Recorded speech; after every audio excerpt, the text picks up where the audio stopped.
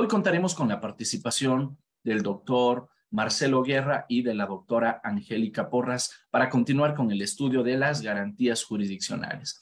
El doctor Marcelo Guerra, quien expondrá sobre la acción de habeas data, es abogado por la Universidad de Cuenca, magíster en Derecho, en Investigación, con mención en Derecho Constitucional por la Universidad Andina Simón Bolívar, candidato a PhD por la misma institución.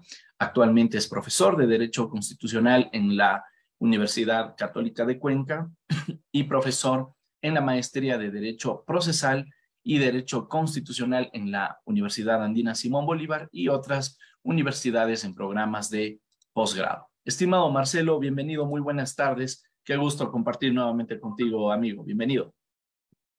Muchísimas gracias, estimado Damián, siempre la consideración hacia ti y sobre todo por la invitación y sobre todo el gusto de compartir esta rama del derecho constitucional y el derecho procesal constitucional. Igualmente un saludo cordial a todas y a todos quienes nos acompañan esta noche. Muchísimas gracias, Marcelo. Como siempre, pues bienvenido, estás en tu casa y vamos a estar atentos por aquí. Por cierto, nada más quería mencionar que por un compromiso académico, en quizás los últimos minutos de la transmisión me tendré que desconectar, pero nos estará moderando el doctor Fernando Guzñay acompañándonos en la continuidad de este proceso. Adelante, Marcelo. Muchísimas gracias, Damián. Bueno, muy buenas noches con todas y con todos. Qué gusto poder compartir con ustedes. Vamos a tratar de abordar el tema en el tiempo que ha sido programado, si es posible un poco antes, para que ustedes puedan remitir las preguntas necesarias o dudas que requieran ser aclaradas, con el objeto sobre todo de respetar el tiempo de la siguiente panelista, de la doctora Porras. Muy bien. Bueno, es importante que ustedes, digamos, de una u otra manera recuerden el marco dentro del cual ustedes ya vienen estudiando. Entiendo que en el diplomado las garantías jurisdiccionales, ¿no? Ustedes distinguen claramente la diferencia entre unas garantías, digamos, de índole normativo y unas garantías de índole más jurisdiccional, que son las que estamos abordando en este momento y sobre todo la que vamos a abordar el día de hoy, ¿no? Es importante puntualizar y contextualizar que estamos hablando o vamos a hablar sobre todo de lo que sucede procesalmente en el territorio ecuatoriano. Por eso es importantísimo, entiendo que hay personas que participan desde otros estados, es importante partir de esa primera puntualización. En el estado ecuatoriano, básicamente nosotros tenemos unas garantías jurisdiccionales bastante amplias, ¿no? Creo que es de los estados en donde más nos hemos preocupado por dar especialización incluso a la protección de cada uno de los derechos, además de tener una garantía, obviamente, en un tanto genérica como es la acción de protección, ¿no? Recuerden ustedes, aquí tenemos nosotros garantías que se las proponen ante los jueces ordinarios y unas garantías que las proponemos ante la Corte Constitucional.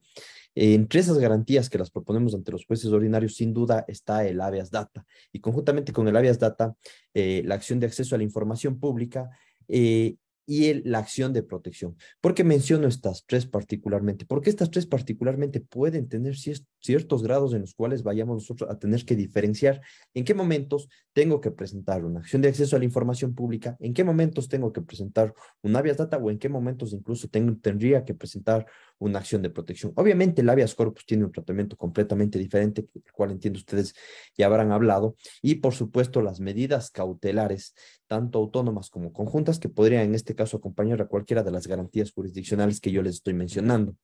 Además de eso, en el Estado ecuatoriano, esas garantías que usted puede proponer ante la Corte Constitucional, que tienen definitivamente una naturaleza completamente diferente y que tienen un procedimiento completamente distinto al que está mencionado como procedimiento común de las garantías jurisdiccionales en el artículo 7 a partir del artículo 7 de la Ley Orgánica de Garantías Jurisdiccionales, que son la acción extraordinaria de protección, que viene a ser esta acción de tutela en contra de sentencias judiciales, una acción por incumplimiento, una acción de incumplimiento, y la acción extraordinaria de protección contra decisiones de la justicia indígena, que tiene por objeto hacer un control de constitucionalidad básicamente de las decisiones que se toman precisamente en las comunidades, pueblos y nacionalidades dentro del Estado ecuatoriano. Ahora bien, en ese marco o en esa clasificación, el habeas data como un recurso, digamos, extraordinario cuando hablo de recurso no estoy hablando procesalmente, para que se entienda, estoy hablando de una herramienta, como una garantía que tengo yo de carácter excepcional, ¿sí? Que de una u otra manera tiene que activarse cuando definitivamente las instituciones o la garantía institucional de un Estado no ha logrado proteger ciertos derechos, en este caso, de una persona. Podría presentar por sí solo para, digamos, hasta cierto punto, autotutelar sus derechos, presentando una garantía jurisdiccional, como es la garantía del habeas data. Ahora bien, básicamente el habeas data, al ser una garantía específica, es decir, no protege varios derechos en sentido estricto, sino protege derechos específicos que están en nuestra Constitución y en los instrumentos internacionales de derechos humanos, que básicamente tienen que ver con el derecho a la intimidad, vinculada a su vez con el derecho a la información confidencial o la información personalísima. La Constitución, por ejemplo, los dos principales derechos en donde se encuentra su contenido es básicamente en el artículo 66, número 11 y el 66, número 19 de la Constitución. Y el habeas data básicamente va o ha sido creado como garantía para proteger específicamente esos dos derechos. Ahora, esos dos derechos se han ido ampliando jurisprudencialmente, y cuando hablo de jurisprudencialmente no me refiero solamente a lo que ha sido a las reglas jurisprudenciales que han emanado de la Corte Constitucional, sino también de organismos internacionales, fundamentalmente de la Corte Interamericana de Derechos Humanos, en donde se ha empezado a hablar, digamos, por ejemplo, derecho importantísimo con una configuración hasta cierto punto convencional, es la autodeterminación informativa.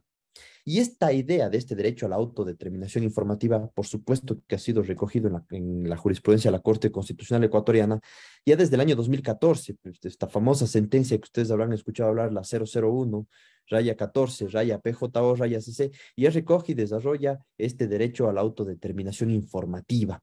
Y a partir de la regulación de este derecho a la autodeterminación informativa, se han ido extendiendo un poco más el parámetro de protección de ciertos derechos por interdependencia. Es decir, una de las características de los derechos constitucionales que nosotros tenemos claramente determinada en la Constitución es precisamente esa interrelación o esa interdependencia de los derechos. Es decir, usted no puede, básicamente, en una garantía jurisdiccional, vulnerar exclusivamente un derecho. Los derechos, al estar conexos, al ser interdependientes, por lo general acarrean la vulneración a otros derechos más. Entonces, hablar específicamente de que se pueda vulnerar la autodeterminación informativa sin que acarree una vulneración de otros derechos, es complicado realizar esa abstracción. Por lo general, en los casos concretos, y yo les intentaré hablar de algunos en este momento, traen como consecuencia la violación a otros derechos que están muy relacionados a la información personalísima, pero otros derechos que en apariencia tampoco estuvieran tan relacionados, pero que podrían resultar afectados, en este caso, de la falta de acceso, de la falta de modificación, eliminación de información incorrecta o incluso de la utilización de información sin autorización del titular de la misma. Entonces, estos derechos básicamente la Constitución los ha ido desarrollando. Ustedes pueden observar el derecho a la honra, el derecho a la buena reputación, el derecho a la buena imagen, el derecho a la identidad, el derecho a la integridad, que serían derechos que también pueden verse afectados y que de una u otra manera tienen o tendrían que ser protegidos a través de la habeas data, dependiendo del contexto y de las circunstancias muy particulares del caso concreto en el cual nosotros vayamos en este caso, introducirnos, ¿no? Entonces, pero insisto, y más o menos resumo lo que he mencionado porque es importante este preámbulo, sí, este preludio. El habeas data tiene una protección específica de un derecho, sí, pero además protege derechos que se han configurado convencionalmente y jurisprudencialmente a través de la jurisprudencia doméstica ecuatoriana, y además protege derechos interdependientes, en este caso precisamente esa autodeterminación informativa. De esa idea, ¿sí? De esa idea de la autodeterminación informativa y de estos derechos que son interdependientes a la autodeterminación informativa, es importante que ustedes tengan en cuenta que esa información, a la cual yo me vengo refiriendo como personalísima, de una u otra manera tiene que diferenciarse de la información a través de la cual yo puedo acceder como información pública, que es precisamente lo que les hablará la doctora Porras en la siguiente ponencia. ¿Por qué es importante entonces esto, una vez clarificados los derechos que protege el habeas data? Porque hay que diferenciar qué es información pública y qué no es información pública, ¿sí? ¿Qué información está protegida bajo la esfera de la acción de acceso a la información pública y qué información está protegida bajo la esfera del habeas data? Y básicamente son dos principios los que nos diferencian una acción de la otra. Es el principio de publicidad y el principio de confidencialidad. Sin duda, el principio de confidencialidad que ampara hasta cierto punto el habeas data, ya vamos a hablar que aquí también hay una serie de cuestiones que merecen ser aclaradas, y por otra parte el principio de publicidad que de una u otra manera ampara la acción de acceso a la información pública y de la cual ustedes ya van a observar más adelante los criterios al respecto. Entonces, básicamente, yo protejo a través del habeas data aquella información personal que no es parte de la información pública. Esto es importante que ustedes lo tengan muy presente. ¿Por qué razón? Porque, y más adelante ya lo voy a aclarar, porque y ustedes tendrán que revisar a detalle, no vamos a alcanzar a hacerlo en este tiempo, pero van a tener que revisarse definitivamente la sentencia 2064, raya 14, raya EP/21, que digamos es la que más desarrolla el tema del habeas data en sentido estricto. Y en esa sentencia ustedes van a observar el concepto de dato personal. Y el concepto de dato personal, sí, el concepto de dato personal no quiere decir en sentido estricto que todo dato personal pueda o se pueda acceder a través de un habeas data, ¿sí? Porque habrán datos personales, ¿sí? Habrán datos personales a los cuales yo pueda acceder a través de una acción de acceso a la información pública. Entonces, esto también tenemos que irlo diferenciando. Por eso a mí me gusta mucho hablar no solamente de información personal, sino de información personalísima en el caso del habeas data, y ya les voy a mencionar más adelante por qué.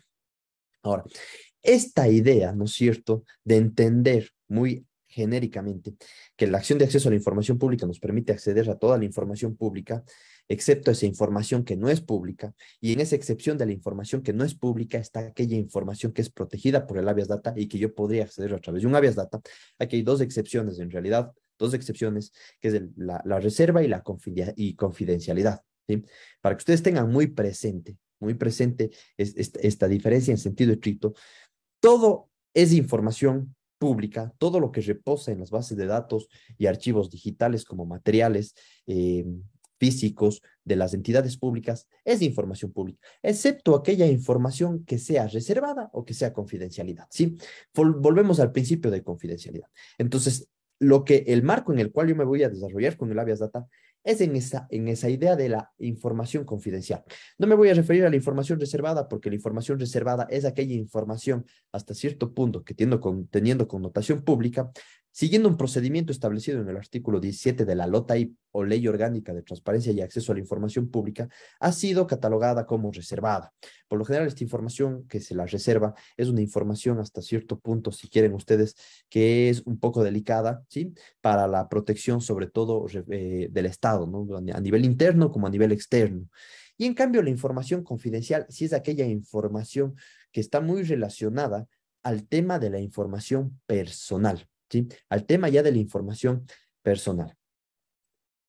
Entonces, ¿sí? Entonces, para que ustedes tengan muy claro, hay información personal que es pública, ¿sí? Hay información personal que es pública a la cual yo puedo acceder públicamente, pero hay otra información personal que no es pública porque es confidencial, que es la que yo menciono como información personalísima. Y ahí es donde entramos en el marco o en la naturaleza propia del habeas data. Ahora bien, esta información confidencial, ¿no es cierto?, tiene que ser protegida por parte del Estado. Y el Estado, básicamente, ustedes saben que se le impone dos tipos de obligaciones siempre cuando estamos hablando fundamentalmente de un Estado social. Estas obligaciones positivas y estas obligaciones negativas. Entonces, el Estado, por una parte, tiene la obligación de respeto hacia esa información.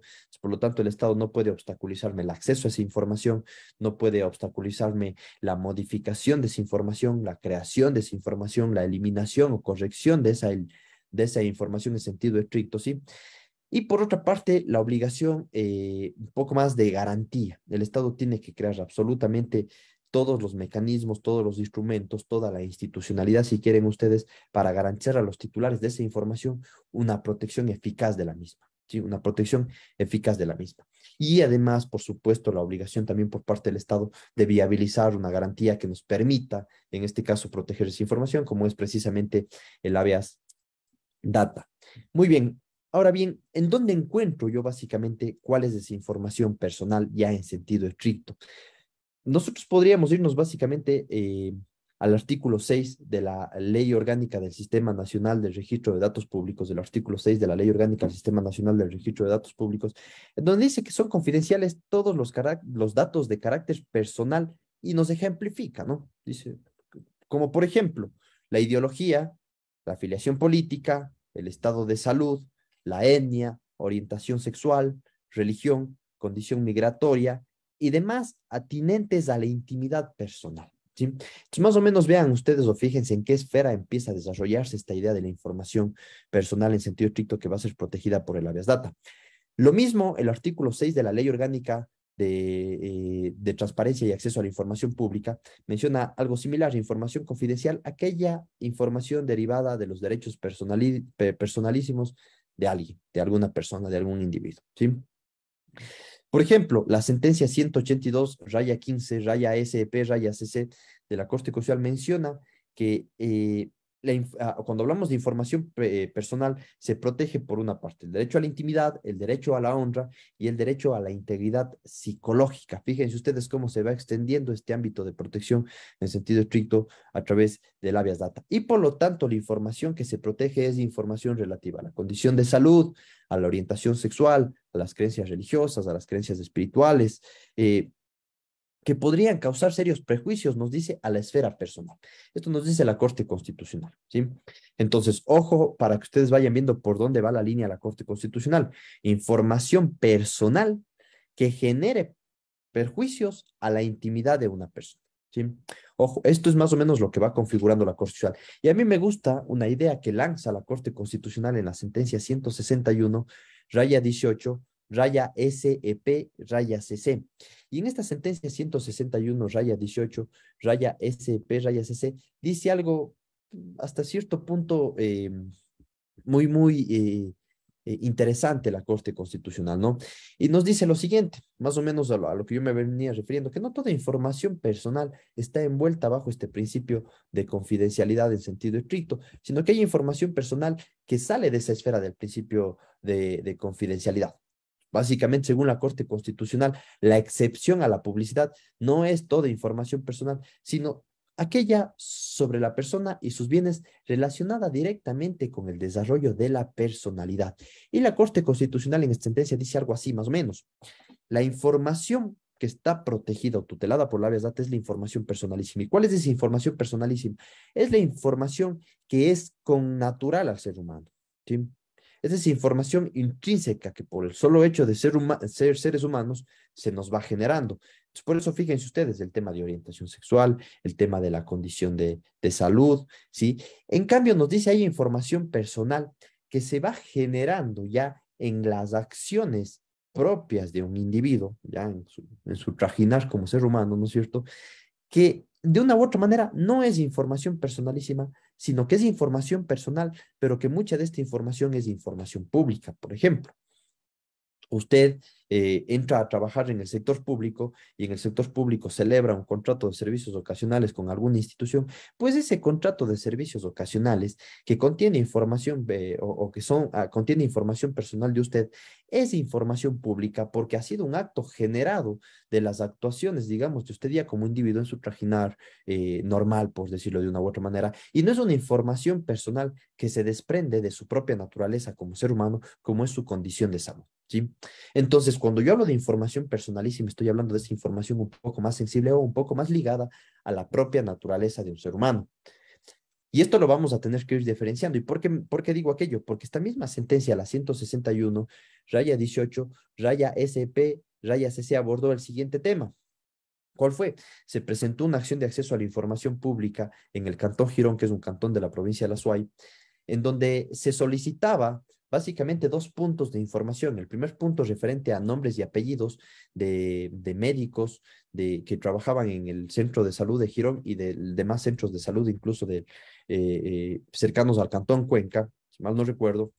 Y además se solicitaba algo así como información más referente a los roles de pago, información más referente a los horarios de trabajo de estos médicos. Y claro, la acción de acceso a la información pública no progresó.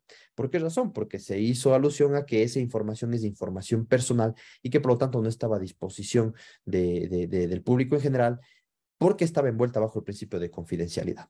La Corte Constitucional entró a analizar fundamentalmente esta idea o esta afirmación que le llegó a través de esta acción extraordinaria de protección y básicamente concluyó diciendo que esa información efectivamente no está envuelta bajo el principio de confidencialidad en razón de que no es información personalísima con natural al ser humano y que por lo tanto es información pública, ¿sí? Es información pública. Entonces, fíjese usted, sus horarios de trabajo, sus roles de pago, cuánto gana, sus contratos, ¿sí?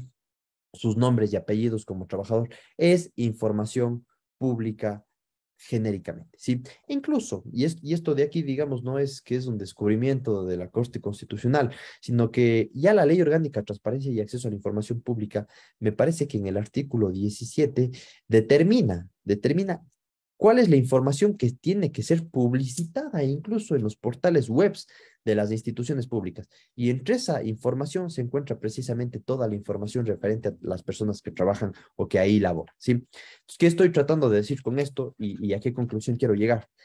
Que no toda información personal, no toda información personal va a ser necesariamente objeto de un habeas data, sino que hay información personal que es pública. Y esa información que es personal, que es pública, puede acceder cualquier persona, ¿sí? Puede acceder cualquier persona y no solamente el titular de esa información. Claro, aquí ya habría que hilar un poquito más fino, ya dependiendo de los casos que se puedan ir presentando. Se me ocurre a mí, ustedes podrían plantearse la siguiente pregunta. ¿Qué pasa si es que yo quiero acceder en definitiva, a información que es personal, ¿sí? Que es personal mía? ¿Planteo una acción de acceso a la información pública o planteo un habeas data si es que esa información tiene que ver precisamente con datos referentes al lugar en donde yo laboro, mucho más si es que ese lugar en donde yo laboro se trata de una institución pública? ¿Qué hacemos, no? Si es que yo quiero acceder básicamente a todos los roles de pago que no me permiten acceder en la institución pública a la cual trabajo, Marcelo Guerra plantea una acción de acceso a la información pública o plantea una acción de habeas data. En este sentido, digamos que la información sigue siendo pública, y usted podría utilizar las dos vías.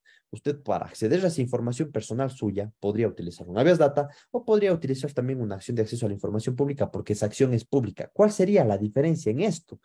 Más bien sería que el habeas data no podría presentarlo una persona que no sea la titular de esa información, sino que tendría necesariamente que acceder a través de una acción de acceso a la información pública. Pero si es que soy yo el titular de esa información, podría también acceder a esa información que sigue siendo personal a través de un habeas data.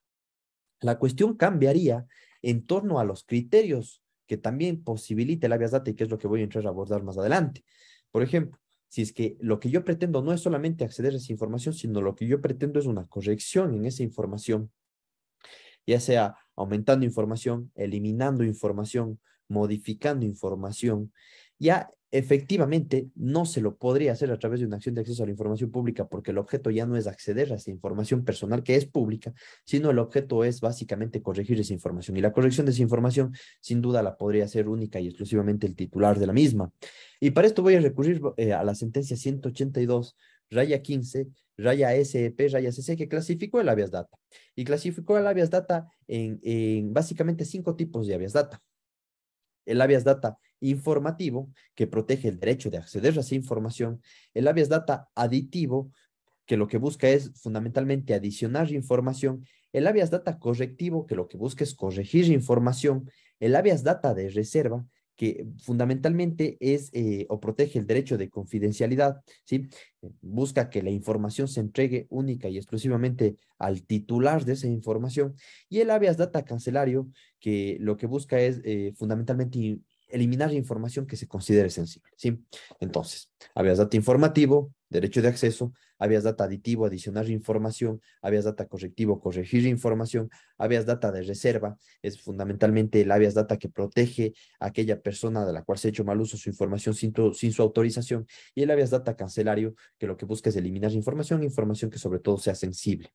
Ahora bien, esta clasificación a mí no me parece me parece demasiado extensa. Sí, yo la reduciría fundamentalmente a tres y estos tres elementos los tomaría de la misma Constitución y del artículo 50 de la Ley Orgánica de Garantías Jurisdiccionales y Control Constitucional. Yo diría que en general usted tiene un habeas data que le permite acceder a la información, tiene un habeas data que le permite modificar la información, esa modificación ya sea aumentar información, reducir información, eliminar información, modificar esa información, corregir esa información, etcétera. Un habeas data que le permite modificar en general esa información y un habeas data de reserva, que es aquel habeas data que se lo utiliza cuando se ha hecho mal uso de la información y por lo general ese mal uso de la información se lo hace cuando no ha existido la autorización del titular de esa información o fundamentalmente cuando hasta cierto punto se ha hecho esa utilización de esa información sin que esto esté permitido a través de la ley, ¿sí? Porque habrá información personalísima que ya sea la ley o incluso a través de una autorización judicial se la pueda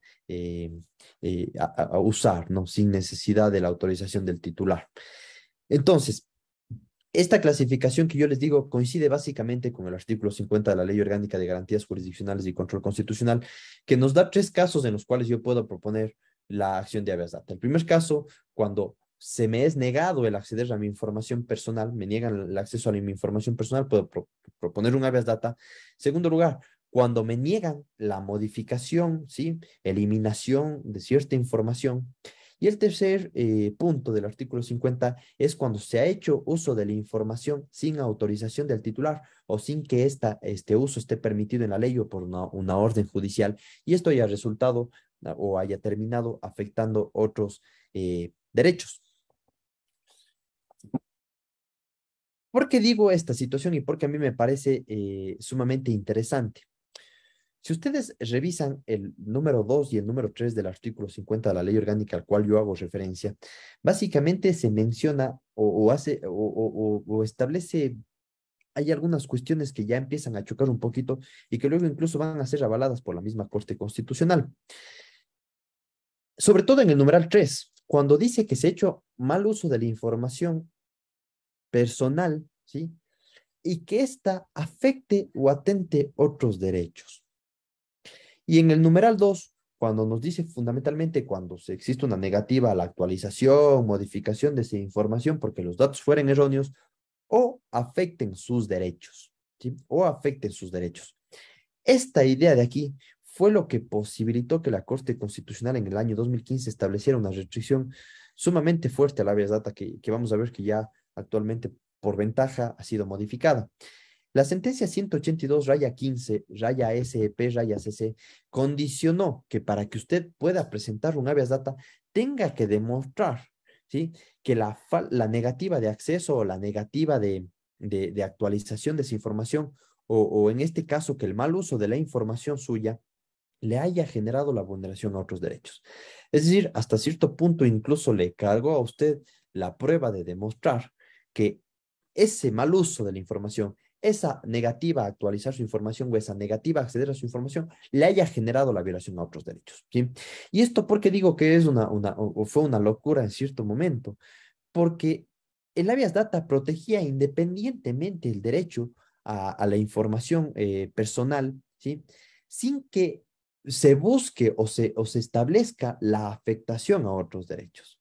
Esto no está establecido ni en la Constitución, ni en ningún instrumento internacional de protección de derechos humanos que se condicione el planteamiento de un habeas data al mal uso de la información o a la negativa de acceder a la información personalísima y que esto traiga como consecuencia la afectación a otros derechos. ¿Sí? ¿Qué estoy tratando de diferenciar aquí? A ver, que yo haga mal uso de la información o que yo niegue la actualización o acceso a información personal puede traer como consecuencia violación a otros derechos. Por supuesto que sí, totalmente, totalmente. Pero condicionar la procedencia del habeas data a que exista vulneración a otros derechos desnaturaliza completamente la garantía jurisdiccional de habeas data. Sería completamente inconstitucional hacer esa afirmación. Por eso es que el numeral 2 y el numeral 3 del artículo 50 de la Ley Orgánica de Garantías Jurisdiccionales y Control Constitucional, per se, para mí, son de dudosa constitucionalidad. ¿Sí? La Corte Constitucional en algún momento debería haber abordado ya la constitucionalidad de estos dos numerales. No lo ha hecho. No lo ha hecho aún.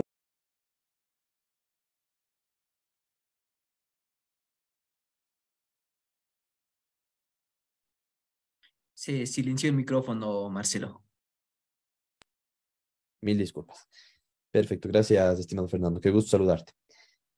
Entonces, a lo que me refería yo es fundamentalmente que el mal uso de esa información o la negativa de esa información en cuanto a su actualización o acceso puede traer como consecuencia vulneración a otros derechos, es una realidad, pero otra cosa es que que condicione la procedencia del habeas data a la afectación a otros derechos. ¿Eso qué quiere decir? Voy a poner un ejemplo. Si es que usted hacen uso o mal uso de su información, ¿sí? Sin su autorización, y resulta que a usted ese mal uso no le ha afectado en ningún derecho, ningún otro derecho. Usted no podría plantear un habeas data. ¿Por qué razón? Porque usted tiene que demostrar que ese mal uso a usted le ha afectado a otros derechos. O si es que a usted le han negado la actualización de información o le han negado el acceso a su información personal y eso a usted no le ha generado ninguna violación a otro derecho, que no sea este derecho a la intimidad, ¿no es cierto? Tampoco podría proponer un habeas data. ¿Por qué razón? Porque la procedencia del habeas data depende de que usted pueda demostrar que esa circunstancia de negativa de actualización o acceso le ha generado la violación a otros derechos.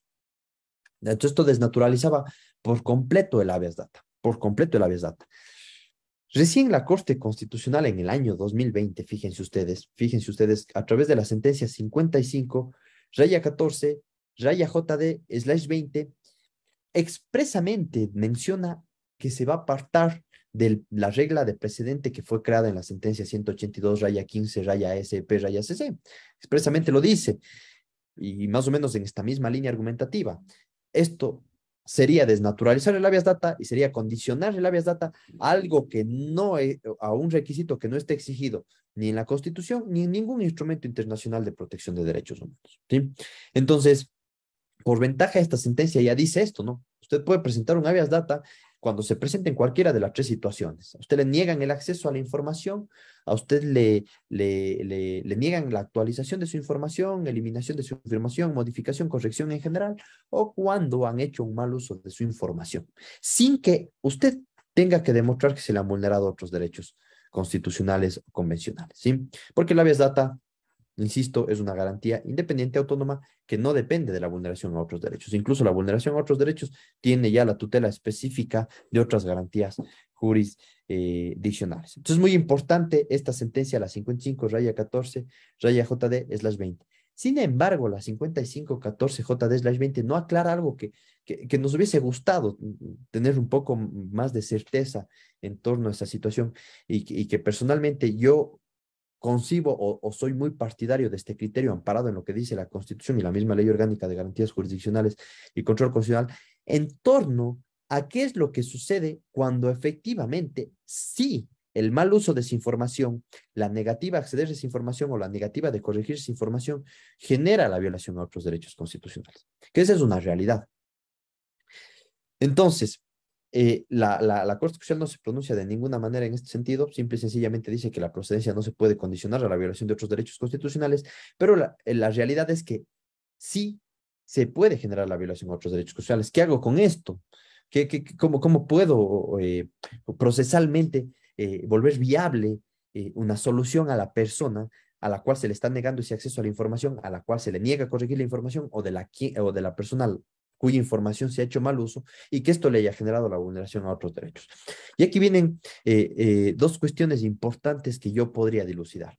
O la una, desde el sentido común y desde la sola lectura de la Constitución, entendería yo que si es que el mal uso de esa información y los dos supuestos más que ya les he mencionado generan la violación a otros derechos constitucionales, se genera a su vez una obligación que tiene que determinarlo a un juez y que se convierte en un derecho para la víctima, en este caso, que es la reparación integral. Y en la reparación integral, por supuesto que usted tiene que remediar todas las afecciones que resulten de la acción u omisión que deviene ya sea de una institución pública o de un particular que ha hecho mal uso de esa información o me ha negado el acceso o la corrección.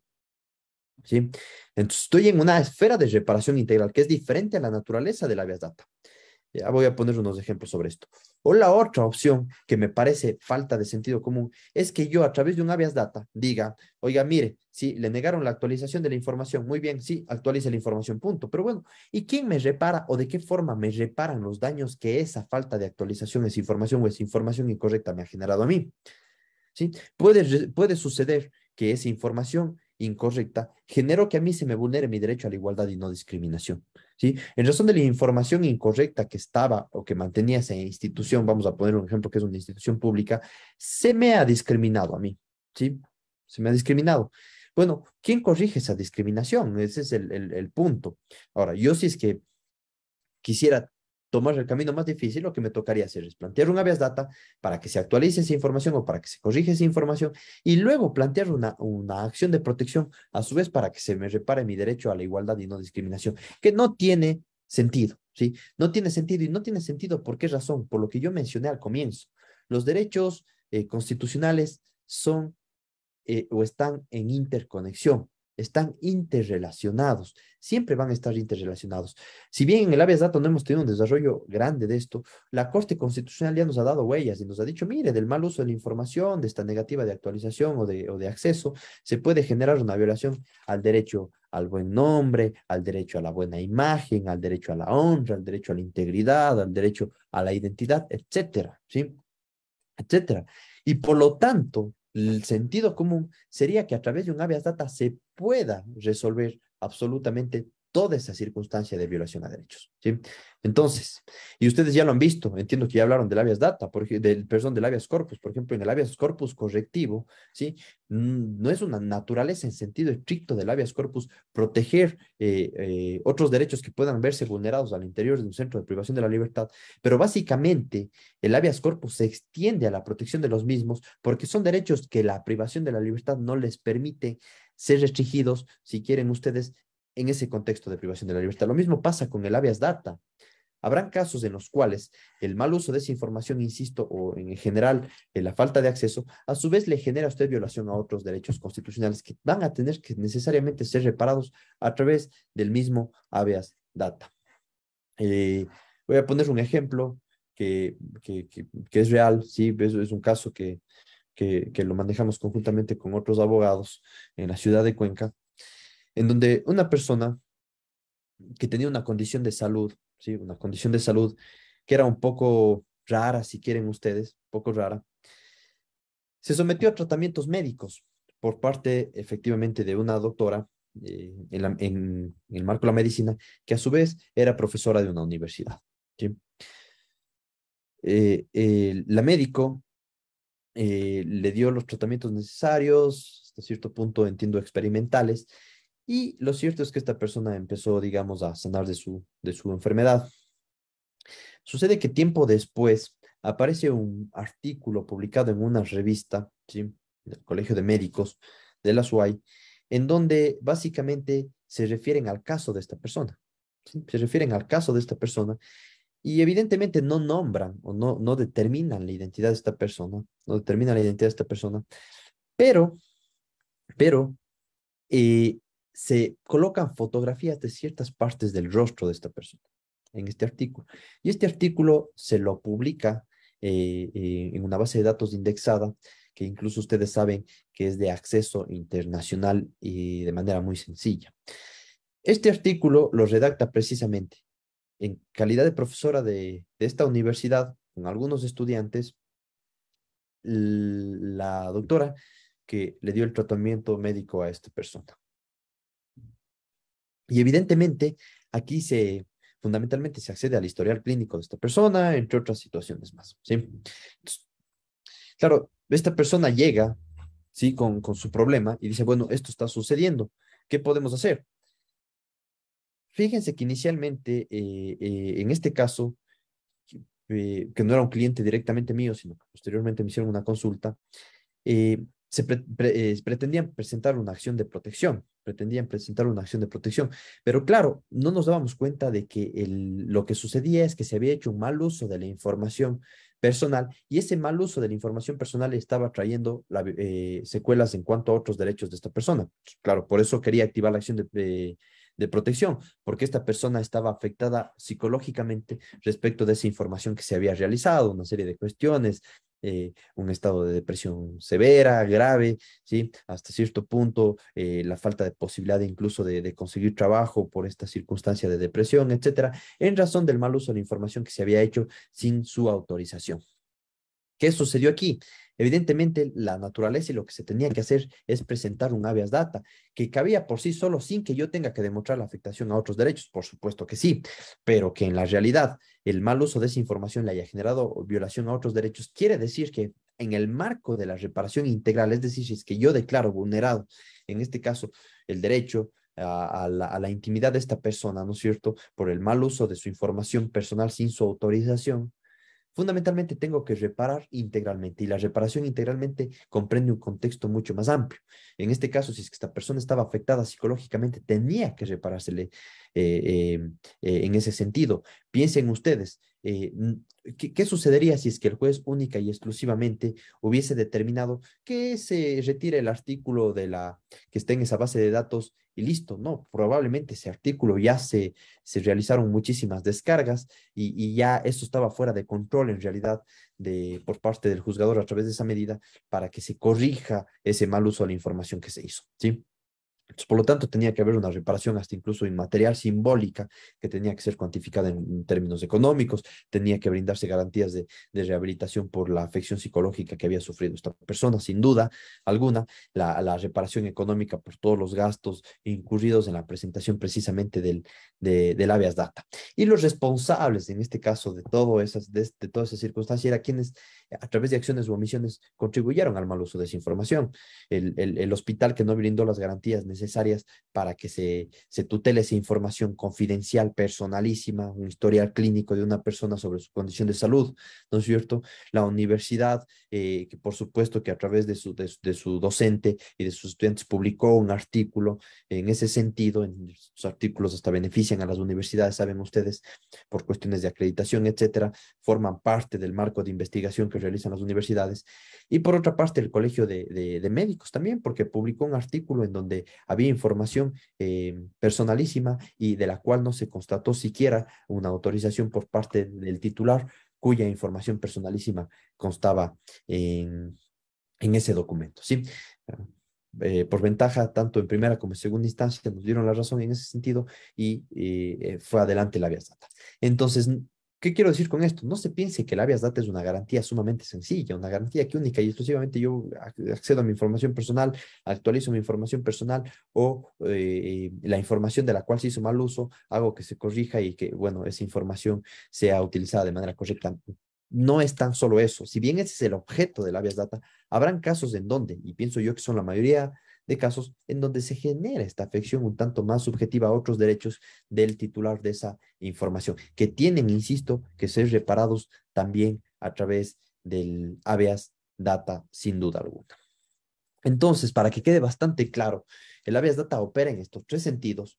Si bien no tengo que condicionar la procedencia a la vulneración de otros derechos, el habeas data sí tendría que, en el marco de una reparación integral, de una u otra manera, resarcir las afecciones a otros derechos que se hayan generado resultado de esa circunstancia. Insisto, sin que sea un condicionamiento de procedencia. Hay que diferenciar como requisito de procedencia y hay que diferenciarlo como un elemento necesario en la reparación integral respecto a la violación a otros derechos interconexos, resultado precisamente de ese mal uso de la información, de esa falta de corrección o de esa negativa de acceso.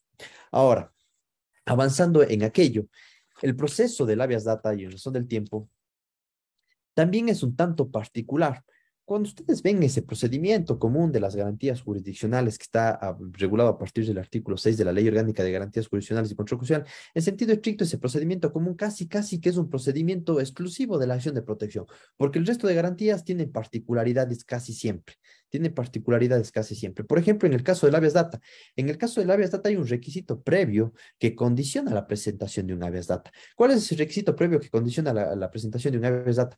Es la petición administrativa precisamente que usted haya realizado sobre quién reposa esa información para poder acceder a la misma o para poder corregir la misma, actualizar, modificar, eliminar, etcétera, etcétera. ¿Sí? Este requisito también está en la acción de acceso a la información pública, ¿sí? Y es un requisito incluso de admisión. Ya la Corte Constitucional lo ha dicho así, incluso me viene a la cabeza la sentencia 161, raya 18, raya SP, raya C, donde se menciona que efectivamente es un requisito de admisión el hecho de que usted presente la petición previa. Si es que un juez que usted le presenta un habeas data en donde no constata la petición previa, tendría que inadmitirle de plano esa garantía jurisdiccional, ¿sí? Tendría que inadmitirle, ni siquiera tendría que entrar ya al tema de procedencia o al tema de fondo, ¿sí? Ahora, no en todos los casos de habeas data yo tengo que exigir este requisito previo. ¿Por qué razón no tengo que exigir este requisito previo? Este requisito cabe única y exclusivamente en los dos primeros casos del artículo 50 de la Ley Orgánica de Garantías Jurisdiccionales y Control Constitucional. Esto es cuando me niegan el acceso o cuando me niegan la actualización, modificación, corrección, ¿sí? Precisamente, incluso los dos numerales dicen, en este caso, cuando se niega el acceso o cuando se niega la solicitud de actualización. En el tercer caso, cuando nos menciona precisamente la Ley Orgánica de Garantías Jurisdiccionales, cuando se da un uso de información personal que viola un derecho constitucional sin autorización expresa de su titular. En este tercer caso, yo no tengo que presentar ese requisito previo, porque no es un requisito que condicione la admisión del habeas data. ¿Por qué razón? Porque yo no estoy solicitando que se acceder a esa información, ni tampoco estoy solicitando que se actualice esa información. Lo que estoy haciendo es fundamentalmente poner de plano un mal uso de esa información sin mi autorización. Yo no tengo que hacer ninguna petición previa, puedo presentar directamente un habeas data. Entonces, ojo, esto tampoco la Corte Constitucional lo ha dicho, pero efectivamente lo vamos a deducir a partir de lo que dice la Constitución y lo que dice la Ley Orgánica de Garantías Jurisdiccionales y Control Constitucional. Requisito previo de admisión, la petición previa de acceso o de actualización o modificación en los dos primeros casos, pero cuando existe un mal uso de esa información, es decir, cuando voy a presentar un habeas data de reserva, no requiero hacer esa petición previa, ¿sí? Esto tiene que estar claramente comprendido. Segundo tema, el tiempo que tiene la entidad para darme una respuesta a esa petición. Cuando ustedes revisan la Ley Orgánica de Transparencia y Acceso a la Información Pública, por ejemplo, en el caso de la petición para acceder a la información pública, sí nos dice que tienen 10 días de manera ordinaria, que pueden extenderse 15 días de manera extraordinaria si es que la entidad solicita 5 días más por la complejidad de la información, etcétera. En cuanto a habeas data, no tenemos ninguna determinación de tiempo que tiene la entidad o la persona particular para, en este caso, brindarnos el acceso a esa información, por una parte, y por otra parte, para concedernos la actualización, la modificación, etcétera. La Corte Constitucional ha dicho aquí que esto tiene que hacerse en un tiempo razonable, ¿sí? Entonces, un tiempo razonable sería un tiempo en el cual yo entienda que fundamentalmente podrían brindarme ese acceso o podrían realizar la corrección a esa información. ¿Quién determina cuál es ese tiempo razonable? Pues precisamente lo va a tener que hacer un juez. Pero efectivamente, salvo que yo esté corrigiendo, solicite la corrección de información de una gran cantidad de información, tendré que esperar mucho tiempo.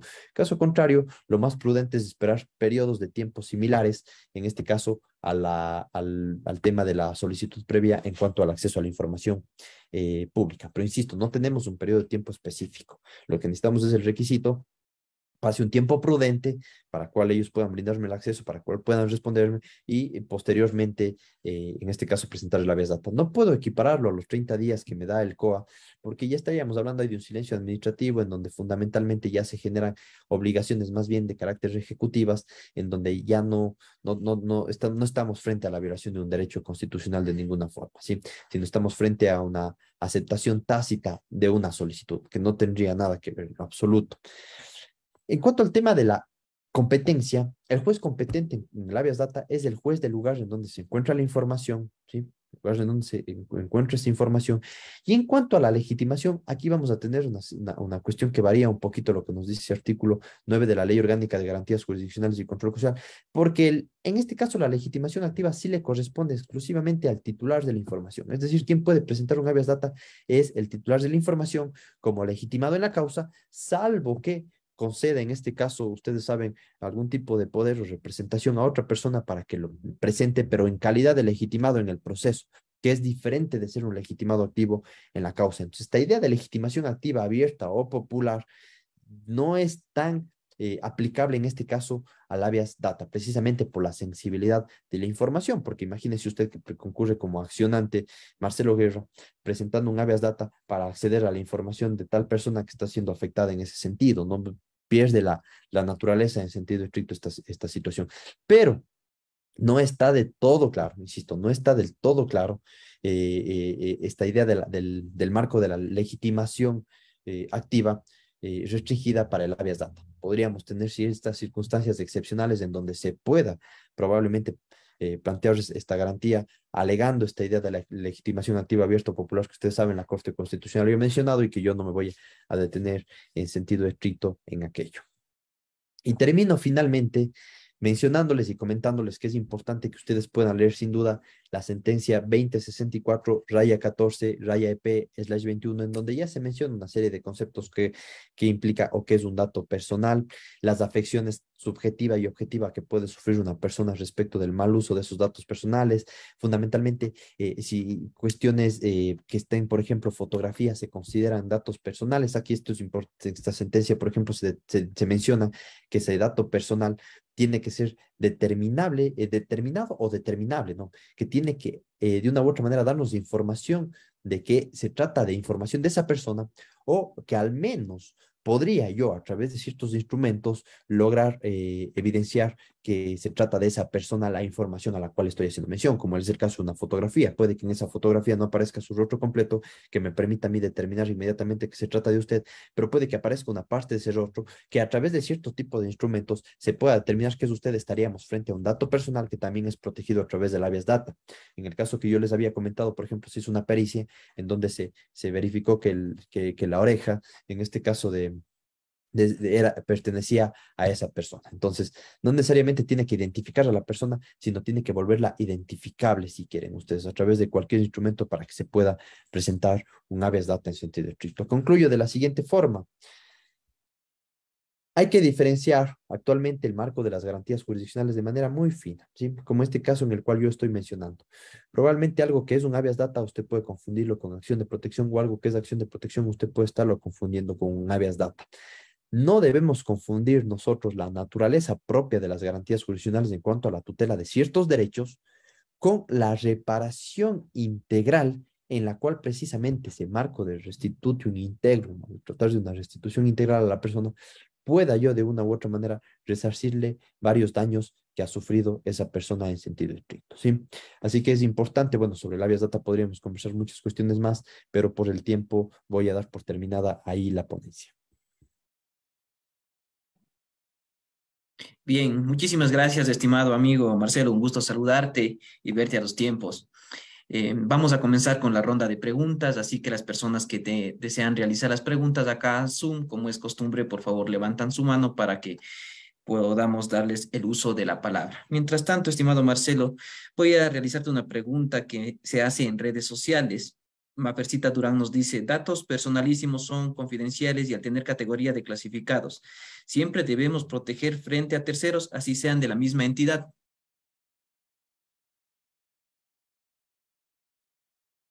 Dame un segundo, estimado Fernando, le conecto a la computadora que ya mismo se me apaga. Claro, amigo, no hay problema.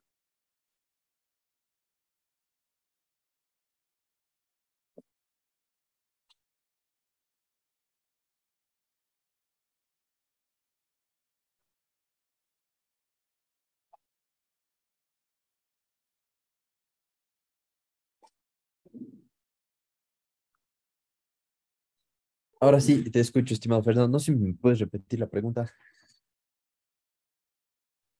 Sí, correcto. Mafercita Durán de redes sociales nos dice, datos personalísimos son confidenciales y al tener categoría de clasificados, siempre debemos proteger frente a terceros, así sea de la misma entidad.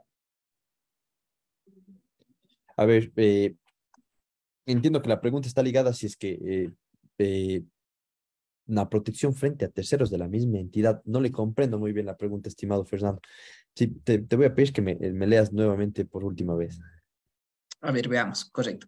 Dice, datos personalísimos son confidenciales y al tener categoría de clasificados, siempre debemos proteger de frente a terceros, así sean de la misma entidad. Sí, si datos de una persona son confidenciales, así sean que pidan los mismos funcionarios de la entidad, más o menos le entiendo. Yo también, sí, creo que esa es la idea de la pregunta. Sí, por supuesto que sí. A ver, es que eso es justamente lo que yo mencionaba, ¿no? Esa información que es confidencialidad de ciertas personas que forman parte de la misma entidad, entiendo yo, ¿sí? Por supuesto que también tienen que ser protegidas en ese sentido. Lo que yo mencionaba o diferenciaba es que esa información que mantiene la entidad, tenemos que observar si es que es una información personal pública o es una información personal que está envuelta o protegida bajo este principio de confidencialidad, ¿sí? Que es diferente. Entonces, por ejemplo, si es que yo titular de esa información quiero acceder se me ocurre a mí, a mi propio historial clínico y me niegan, tengo que presentar un habeas data. Pero si es que yo quiero acceder a mi información referente a mis contratos laborales en esa institución, quiero mi acción de personal que me extiende mi nombramiento definitivo, ¿sí? Y me niegan, puedo presentar un habeas data, también puedo presentar un habeas data porque yo soy el titular de esa información. Lo que sucede o lo que podría pasar es que cuando una persona o un tercero que no es el titular de esa información requiere esa acción de personal que me extiende a mí el nombramiento definitivo, también puede hacerlo, pero puede hacerlo a través de una acción de acceso a la información pública, ¿sí? Puede hacerlo a través de una acción de acceso a la información pública. Y como esa información personal es pública, yo también, titular de la información, puedo acceder a esa información a través de una acción de acceso a la información pública. Lo que no podría pasar es que yo, si esa información quiero corregirla o quiero hacer referencia al mal uso de esa información, no podría, por supuesto, ya plantear una acción de acceso a la información pública, sino tendría que plantear un habeas data. Lo que quiero que se me entienda es lo siguiente. Información personal es mucha. Información personal que viene de su propia naturaleza humana o información personal que se deduce o que se va creando, digamos, en todas las actuaciones y todos los negocios, incluso jurídicos que usted vaya realizando a lo largo de su vida, ¿sí? Esa información personal, hay información que es confidencial y hay información que no está envuelta por el principio de confidencialidad y que forma parte de la información pública. Eso es lo que tenemos nosotros que diferenciar.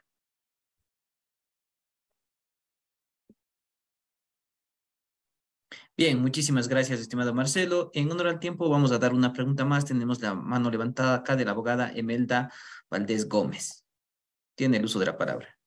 Gracias, muy buenas noches, doctor. Excelente ponencia, doctor Marcelo.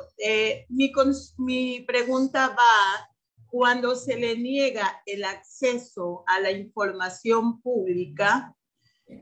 Por lo general, uno acude ante un juez dependiendo el tipo de solicitud. Puede ser que yo quiera acceder a las declaraciones de las utilidades de determinado empleado.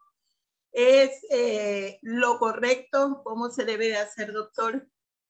Sí, en este caso esto es lo que les mencionaba, ¿no? Y precisamente ya la Corte Constitucional en esta sentencia 161, raya 18, raya SP, raya CC, menciona que esa información que usted me comenta, por ejemplo, si bien es de información personal, pero es de información personal que no está tutelada bajo el principio de confidencialidad y que por lo tanto es información pública. Así que usted tendría que hacer una petición previa solicitando esa información. Tendrían 10 días para responderle. Si en los 10 días no les responden, se genera una negativa tácita. Y si es que les responden negándole, diciéndole fundamentalmente que eso es información personal y que usted no puede acceder a través de una acción de acceso a la información pública, tendría que presentar no un habeas data, sino una acción de acceso a la información pública.